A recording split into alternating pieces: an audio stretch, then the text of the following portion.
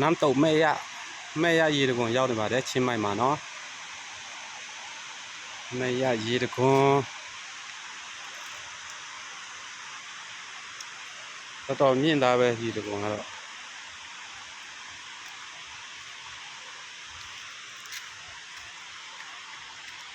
သွားမယ်ยีตะกงလမ်းလျှောက်ရမယ်ဟောမှာကြည့်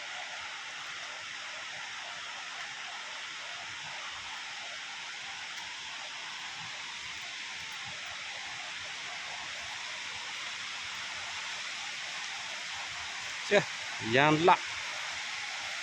ရှယ်ပဲ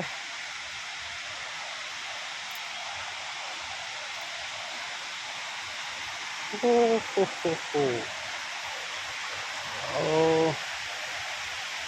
ကြီးကတော့အေးတာမှ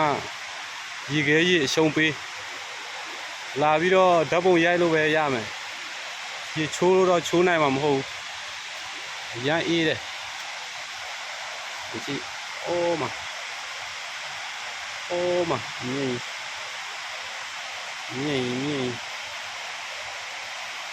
โอ้สุดยอด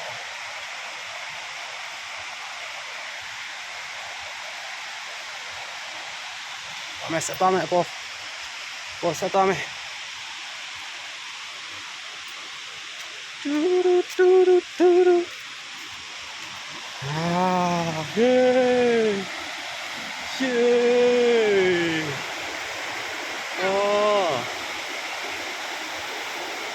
သမင်းလာထိုင်စားတဲ့လူလည်းရှိတယ်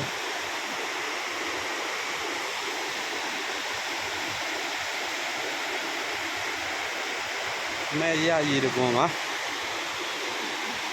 မဲရရည်တကွန်ဒီမှာမြန်မာလိုပြန်တော့ရောက်ခမပေါ့ရည်တကွန်နာမည်ကရောက်ခမရည်တကွန်နဲ့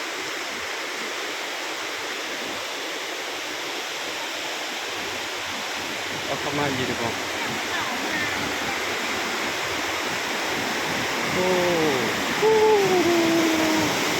thế là chắc cái robot thế